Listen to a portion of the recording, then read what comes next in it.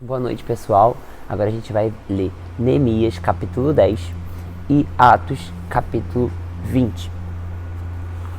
Em vista disso tudo, estamos fazendo um acordo por escrito e assinado por nossos líderes, nossos levitas e nossos sacerdotes. Esta é a relação dos que assinaram o acordo. Neemias, o governador, filho de Acalias e Zedequias, Seraías, Azarias, Jeremias, Passur, Amarias, Malquias, Atuz, Sebanias, Maluque, Arim, Meremote, Obadias, Daniel, Gineton, Baruque, Mesulão, Abias, Miamim, Maazias, Bilgai, Semaías. Estes eram os sacerdotes. Dos levitas, Jesua, filho de Azanias, Binui, um dos filhos de Enadad, Cadmiel e seus colegas Sebanias, Odias, Quelita, Pelaías, Anã, Mica, Reobe, Azabias, Zacur, Serebias, Sebanias, Odias, Bani, Benuni. Dos líderes do povo, Paróis, Paat, Moabe, Elão, Zatu, Bani, Buni, Asgade, Bebai, Adonias, Begval, Adim, Ater, Ezequias, Azur, Odias, Azum, Bezai, Arif, Anatote, Nebai, Magpias, Mesulão, Ezir, Mesesabel, Zadok, Jadua, Pelatias, Anã, Anaías, Oséias, Ananias, Azube, Aloês, Pílea, Sobeque, Reum, Hassabna, Maazéias, Aias, Anã, Maluque, Arim e Baaná. O restante do povo, sacerdotes, levitas, porteiros, cantores, servidores do templo e todos os que se separaram dos povos vizinhos por amor à lei de Deus, com as suas mulheres e com todos os seus filhos e filhas capazes de entender, agora se unem aos seus irmãos, os nobres, e se obrigam, sobre maldição e sobre juramento, a seguir a lei de Deus dada pelo servo de Deus Moisés e a obedecer fielmente a todos os mandamentos, ordenanças e decretos do Senhor, o nosso Deus. Prometemos não dar as nossas filhas em casamento aos povos vizinhos, nem aceitar que as filhas deles se casem com os nossos filhos. Quando os povos vizinhos trouxerem mercadorias ou cereais para vender no sábado ou em dia de festa, não compraremos nesses dias. Cada 7 anos abriremos mão de trabalhar a terra e cancelaremos todas as dívidas. Assumimos a responsabilidade de, conforme o mandamento, dar anualmente 4 gramas para o serviço do templo de Deus, para os pães consagrados, para as ofertas regulares de cereal e para os holocaustos, para as ofertas de sábado, para as festas de lua nova e para as festas fixas, e para as ofertas sagradas, para as ofertas pelo pecado, para fazer propiciação por Israel e para as necessidades do templo de nosso Deus. Também lançamos sortes sobre as famílias dos sacerdotes, os levitas e do povo, para escalar anualmente a família que deverá trazer a lenha ao templo de nosso Deus, no tempo determinado, para queimar sobre o altar do Senhor, o nosso Deus, conforme está escrito na lei. Também assumimos a responsabilidade de trazer anualmente no tempo os primeiros frutos da nossa colheita e de toda árvore frutífera.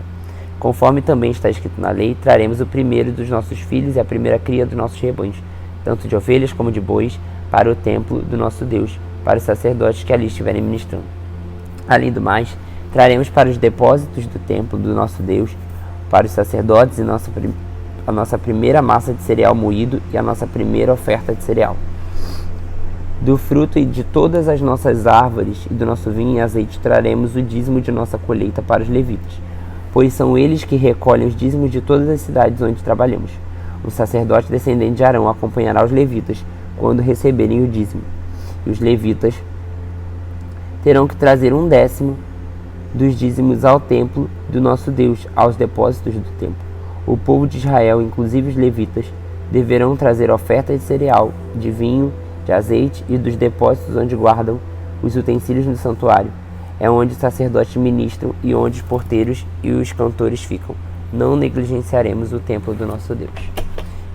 Bom, agora vamos lá até Atos, para ler Atos, capítulo 20. Paulo viaja pela Macedônia e pela Grécia. Cessando o tumulto, Paulo mandou chamar os discípulos e, depois de encorajar-nos, despediu-se e partiu para a Macedônia. Viajou por aquela região, encorajando os irmãos com muitas palavras e, por fim, chegou à Grécia, onde ficou 3 meses. Quando estava a ponto de desembarcar para a Síria, os judeus fizeram sua conspiração contra ele, por isso decidiu voltar pela Macedônia. Sendo acompanhado por Sópatro, filho de Pirro, de Bereia, Aristarco e Secundo, de Tessalônica, Gaio de Derbes e Timóteo, além de Tíquico e Trófimo, da província da Ásia, esses homens foram adiante e nos esperaram em Troade. Navegamos de Filipos, após a festa dos pães sem fermento, e 5 dias depois de nos reunirmos com os outros em Troade, onde ficamos 7 dias. No primeiro dia da semana, reunimos para partir o pão. Paulo falou ao povo, pretendendo partir no dia seguinte, continuou falando até meia-noite. Havia muitas candeias no piso superior, onde estávamos reunidos. Um jovem chamado Eutico, que estava sentado numa janela, adormeceu profundamente durante o longo discurso de Paulo. Vencido pelo sono, caiu do 3º andar. Quando o levantaram, estava morto. Paulo desceu, inclinou-se sobre o rapaz e o abraçou, dizendo: "Não fiquem alarmados, ele está vivo." Então subiu novamente, partiu o pão e comeu. Depois continuou a falar até o amanhecer e foi embora. Levaram vivo o jovem, o que muito os consolou. Quanto a nós, fomos até o navio e embarcamos para Assos, onde iríamos receber Paulo a bordo. Assim, ele tinha determinado, tendo preferido ir a pé. Quando nos encontrou em Assos, nós o recebemos a bordo e prosseguimos até Mitilene. No dia seguinte, navegamos dali e chegamos de frente a Quio. No outro dia, atravessamos para Samos e dias depois chegamos a Mileto. Paulo tinha decidido não aportar em Éfeso, para não demorar na província da Ásia, pois havia pressa de chegar a Jerusalém, se possível antes de Pentecostes. De Mileto, Paulo mandou chamar os presbíteros da igreja de Éfeso. Quando chegaram, ele lhes disse: "Vocês sabem como vivi todo o tempo em que estive com vocês, desde o primeiro dia em que cheguei à província da Ásia. Servi ao Senhor com toda a humildade e com lágrimas, sendo severamente provado pelas conspirações dos judeus. Vocês sabem que não deixei de pregar a vocês nada que fosse proveitoso, mas ensinei tudo publicamente, de casa em casa. Testifiquei tanto aos judeus como aos gregos que eles precisavam converter-se a Deus com arrependimento e fé em nosso Senhor Jesus. Agora, compelido pelo Espírito, estou indo para Jerusalém, sem saber o que me acontecerá ali. Só sei que em todas as cidades o Espírito Santo me avisava que prisões e sofrimentos me esperavam. Todavia não me importo, nem considero a minha vida de valor algum para mim mesmo, e tão somente puder terminar a corrida e completar o ministério que o Senhor Jesus me confiou, de testemunhar no Evangelho da graça de Deus. Agora sei que nenhum de vocês, entre os quais passei pregando o reino, será novamente visto por mim ou verá a minha face. Portanto, eu declaro hoje que estou inocente do sangue de todos. Não deixei de proclamar a vocês a vontade de Deus. Cuidem de vocês mesmos e de todo o rebanho pelo qual o Espírito Santo os designou como bispos para pastorearem a igreja de Deus, que ele comprou com o seu próprio sangue. Sei que depois da minha partida, lobos ferozes penetrarão no meio de vocês e não pouparão o rebanho.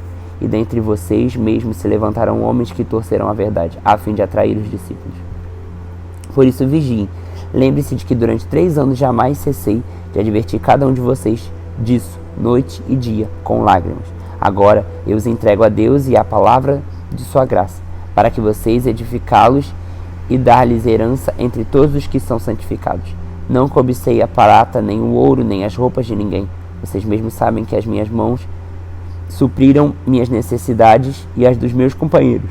Tudo que fiz, mostrei a vocês que, mediante trabalho árduo, devemos ajudar os fracos, lembrando as palavras do próprio Senhor Jesus, que disse: "A maior felicidade é em dar do que receber." Tendo dito isso, ajoelhou-se com todos eles e orou. Todos choraram muito e, abraçando-o, beijavam. O que mais os entristeceu foi a declaração de que nunca mais veriam a sua face. Então o acompanharam até o navio. É isso, gente. Nos vemos amanhã pela manhã.